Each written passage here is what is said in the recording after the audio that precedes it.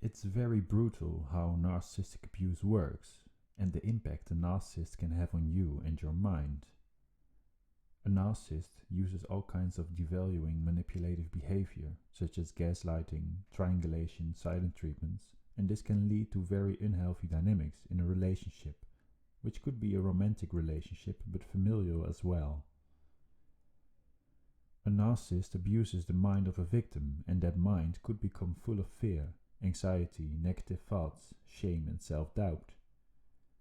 By manipulation, narcissists push your mind in the wrong direction and emphasize your fears, negative thoughts, and/or doubts. Your energy is being drained and it can feel like you become more disconnected from yourself. This means you could be less aware of what's really going on and spend most time being involved in your mind, which is being involved in your thoughts and emotions. You might feel confused a lot or feel like you can't think clearly. Can mindfulness or awareness be helpful to push your mind in a healthier direction? I believe so.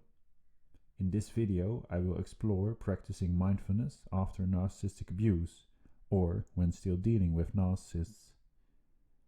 It's focused on shifting attention to yourself again. I will go into the mind and how mindfulness can be helpful in order to create a more kind and compassionate mind. I hope this can be helpful to you.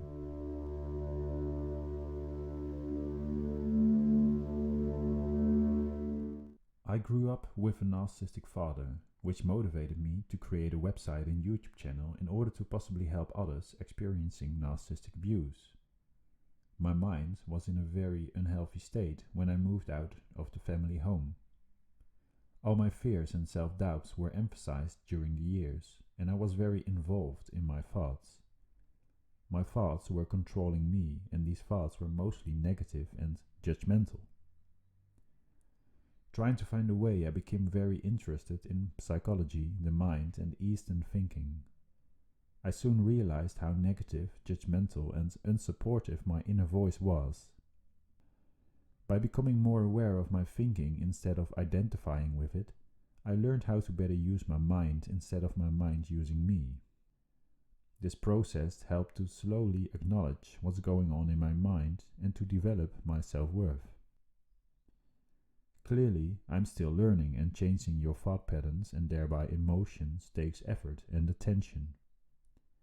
You can't change the destination immediately, but you can change the direction in which you're going instantly. That's why we want to start taking small steps in the right direction. Now, I believe it's very important to create a form of consciousness or awareness within yourself. When you start to watch or observe your thoughts and emotions, you become more aware of what's going on inside your mind. To be clear, this doesn't mean there are no thoughts or emotions anymore. You simply become a conscious presence. It means you still can have negative or judgmental thoughts, which isn't a problem. You don't need to force anything. It's simply about being present and observing without judgment or expectation. The difference between being aware and not being aware when, for example, you're judging yourself is important. It's important to be aware of your inner critic and the tone you use when you speak to yourself. Is this voice judgmental and negative, or is this voice helpful and compassionate?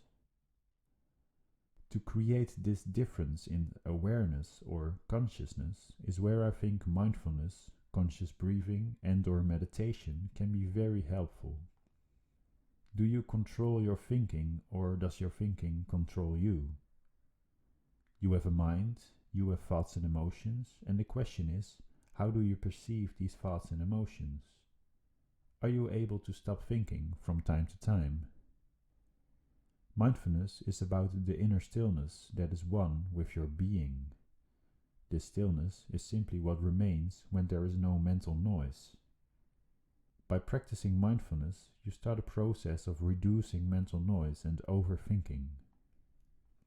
The basic error when it comes to thinking is when you perceive your thinking as being equal to who you are and your identity. It results in living in a state of separateness. You are not separate. You are whole and you're enough. Can you see through this illusion? It's knowing your true self of harmony, love, and peace. If there is separation by identifying with the mind, there will be conflict, problems, suffering, and compulsive thinking. The mind will create words, concepts, labels, images, expectations, judgments, and so forth. The illusion of separateness stands in the way of knowing you are one with all that is. You might think now that this is some spiritual nonsense about wholeness and that sort of stuff. No, practicing mindfulness is something very practical and simply about being more aware or present in the here and now. You simply try to acknowledge your thoughts and emotions and to be more aware of what you're doing in the now. I like the following reasoning from Alan Watts. A person who thinks all the time has nothing to think about except thoughts, so he loses touch with reality and lives in a world of illusions. This describes the unending internal dialogues, calculations, or compulsive thinking a person can have. I know I've had my fair share of unhealthy internal dialogues. A lot of thinking is repetitive, useless, and most importantly, negative.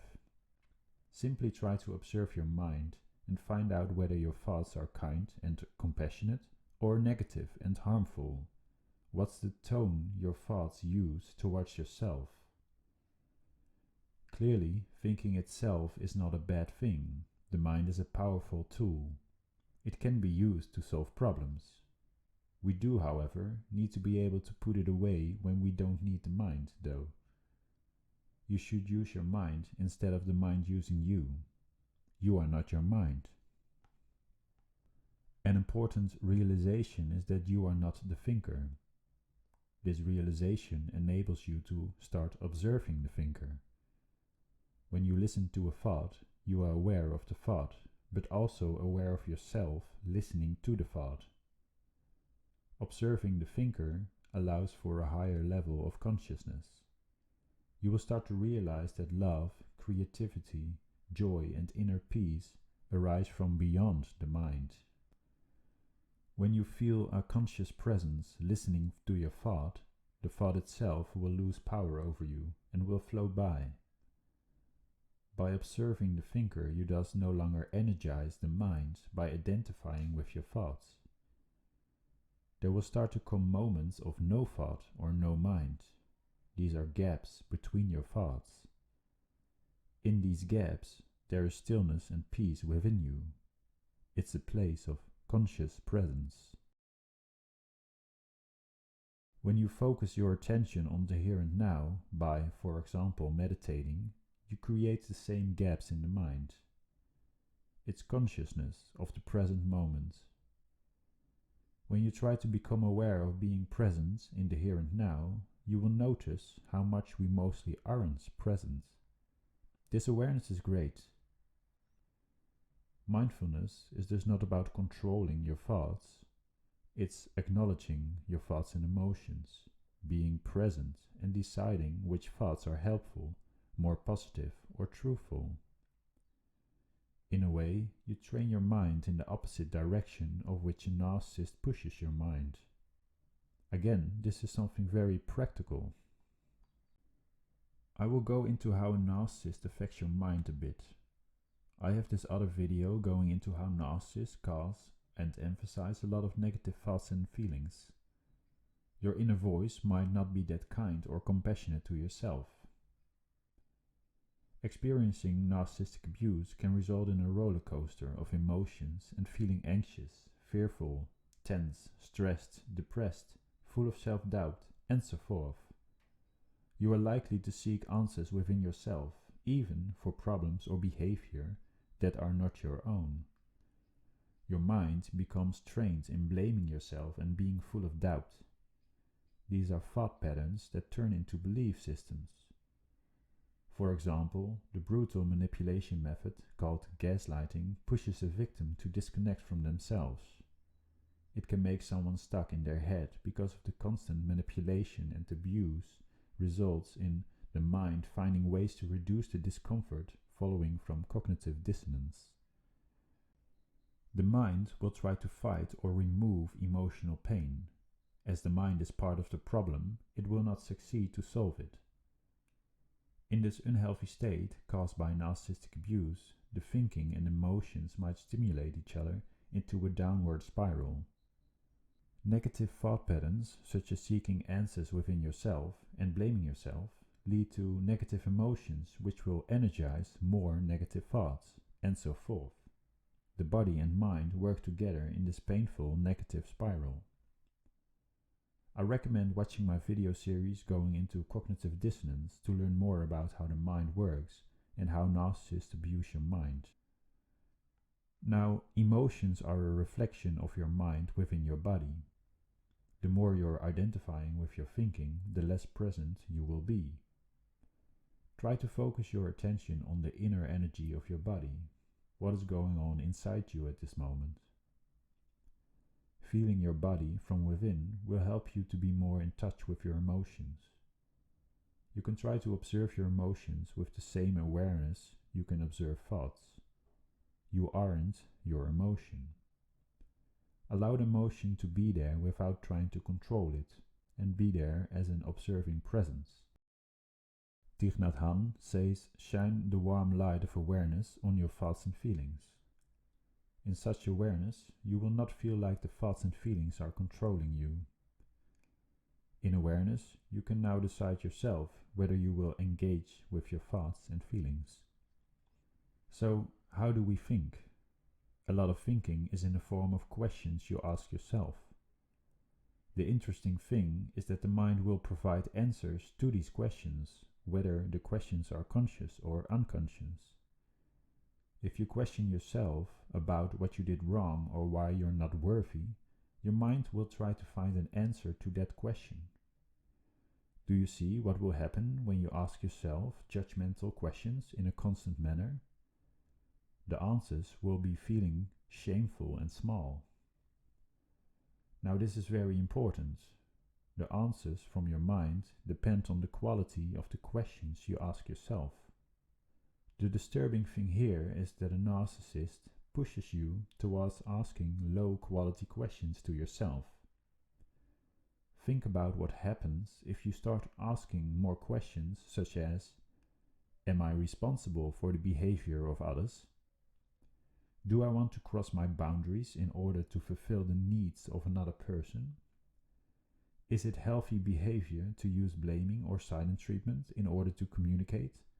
And am I the one that should change my behavior? Should I be treated with respect and be seen as an individual with my own needs and feelings? Do I consciously choose to do this, or am I doing it for someone else? And why do I feel that way? What does my intuition tell me? What am I thankful for today? What am I proud of myself? How can I be more aware today? These are very different questions than what did I do wrong? How could I be better to be worthy? Or how should I behave to not make my partner frustrated or mad? If you start asking better questions, you will get better answers. The mind simply follows your lead. Therefore, in my opinion, the realization that you can set a direction is very important. I suggest to write it down. I can decide the direction of my mind by asking helpful questions myself.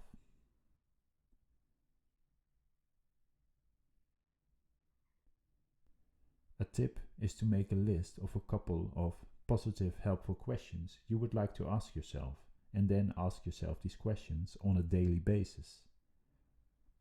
Obviously, it takes time to reach a different destination, but it always starts by setting the direction in the right way. And changing this direction starts by taking some action now, right away, to do so. It doesn't matter how little this action might be, but there has to be a form of action. As mentioned before, changing your direction can be done right away, and the destination will follow. No, you have the power to change your direction and shift the attention to yourself instead of the narcissist. You can make this decision. By being more aware of thoughts and emotions, you will be more aware of the questions you ask yourself. I repeat, to start now. You could help your mind by writing down a few better quality questions and start asking them to yourself daily. Now, to conclude, mindfulness is just about freeing yourself from your mind, which is a process you can start now. By practicing mindfulness and meditation, you can create more consciousness and create gaps between your thoughts. It will reduce the amount of mental noise in your mind and help to think more clearly. By practicing observing feelings and emotions, you try to shine the light of consciousness on your mind. You find a way that suits you, which could be meditation, yoga, or conscious breathing. I think it's worth a try. When practicing, know it's important to take your time and to be compassionate to yourself when learning. I recommend starting with small steps and meditate or do breathing exercises a few minutes a day. It's better to create a small daily habit of a few minutes than trying to go all in right away. Long-term change is more likely to be accomplished by using these small daily steps. Now, knowledge is only power when it's backed up by action. So I hope you take a form of action now. Let me know your experience in the comments below. Thank you for listening, and I wish you strength and kindness.